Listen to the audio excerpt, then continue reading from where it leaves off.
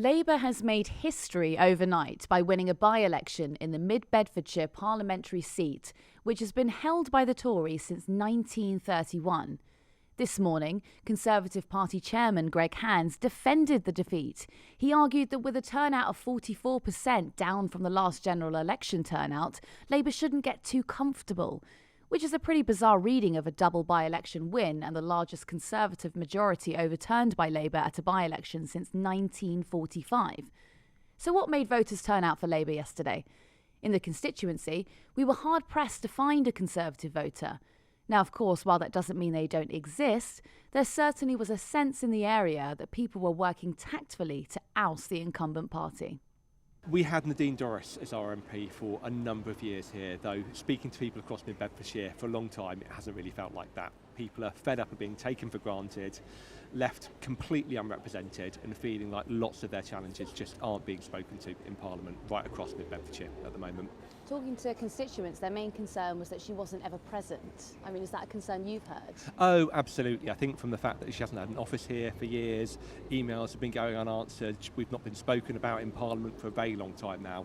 All of these issues have just left people feeling increasingly angry and frustrated that politics hasn't been taking this area seriously for a very long time.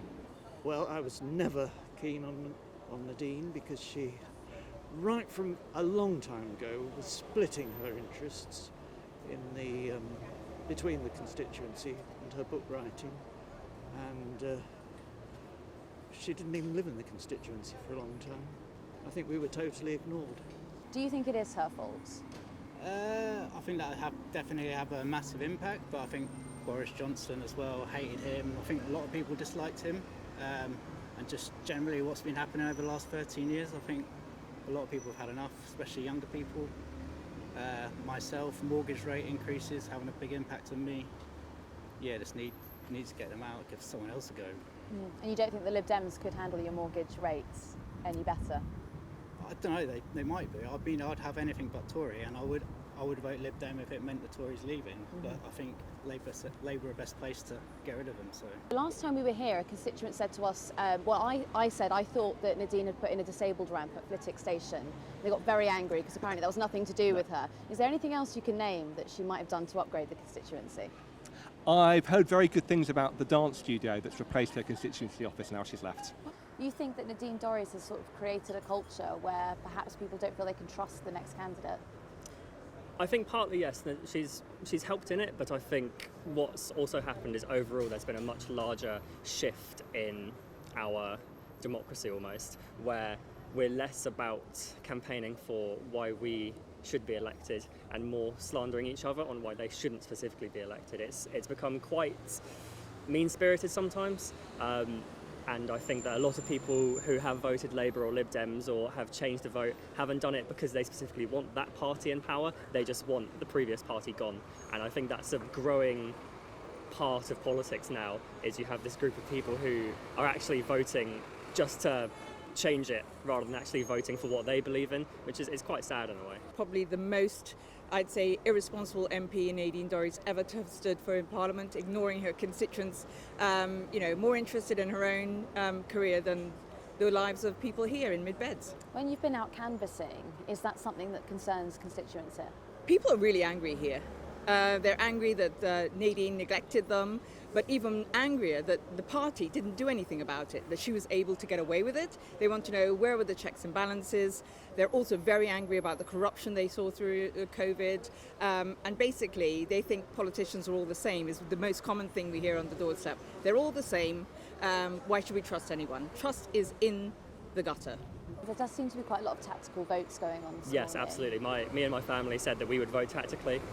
We voted Labour because from everything that's been suggested, it looks like Labour are the best current candidate to beat the Tories. So that seems like the most tactical vote to us. Labour, definitely Labour. Alistair has been really active around the town. I met him a couple of times. He's a really sound bloke. So yeah, going to go Labour. We need to get Tories out. So it's not just a protest vote, you like the candidate as well? Yeah, Alistair, yeah, he seems really sound. He's from the area. He's been working really hard, so yeah, I think he deserves to go. And you weren't tempted by the Lib Dems?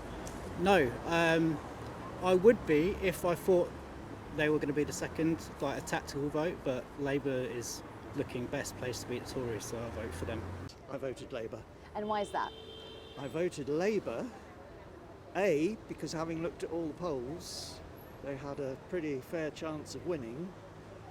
Secondly, I've never forgiven the Liberal Democrats for their turnabout on student loans, going that far back to the coalition. And also, I'm Labour inclined. I do listen to the people rather than the party. I won't go with a colour particularly, but I think this last 13 years it's just wrecked us entirely. And it can't be down to anybody else but the incumbents. They need to go. They won't change themselves, so let's hope, I'll cross fingers, that Labour are a better option. I mean, there's a lot of tactical voters around here. Did you consider Lib Dem at any point? I would do it if it was tactically, if it removed them, but I think Labour's strong enough here now. I haven't really got a lot of faith in any of the politicians, to be quite honest. And I'm 76 years old. I've been voting for 60 years, near enough. And do you know something, Ava? Nothing ever has changed. No. Nothing. To be honest, we've spoken to mostly Labour voters. We haven't found a Conservative voter.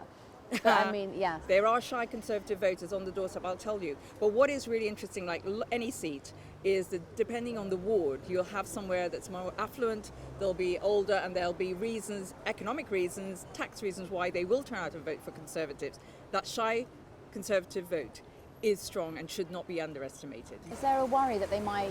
Well, I think a lot of people are either voting Lib Dem or Labour to get rid of the Tories, but there is a risk that could split the votes. Yes, absolutely. And tying it back to, we talked about how politics has become quite divided in ways. That's something that people are aware of now. So it's not just something that's happened, it's something that has actually been campaigned about, because some people have figured out that if they split the progressive vote enough, then it gives them a better chance. So the Tories' best bet in this constituency, I would say, is to split all the votes between all the different parties, and it actually reduces us, which I think is also both a blessing and a curse of democracy. You're going to have a lot of different parties to vote for, as you should. However, you also need to be careful when you're voting tactically, because if you buckle down too much on one thing and refuse to see the big picture, then it can really harm you, and it can harm everyone around you as well. Would you be surprised if the Tories win tonight or overnight? I wouldn't be surprised. I think, like we've just talked about, the vote is going to be split quite heavily. I think that it's not something that we can just say we're going to vote Labour and we'll immediately vote them out. This is going to be quite a close election. Both their numbers were 29% in the largest poll, so it's going to be close, and I'm hopeful that Labour can win, but there's an element of realism as well. I'm 76 years old. I've been voting for 60 years, near enough. And do you know something, Ava? Nothing ever has changed. No. Nothing. And what is that? All. Is that a faith? A lack of faith in the candidates themselves or in the parties? Well, a lack of faith for me. Yeah. Oh, in all of them, the candidates themselves, the parties, Parliament, all the stuff that the MPs get up to, and they say one thing and do another thing. They expect me to do one thing and then they go off and do whatever they want. All of them. Doesn't matter which party it is, believe me. What would it take to restore your faith in politics? Oh, it's too late for that now. It's far too late for that now.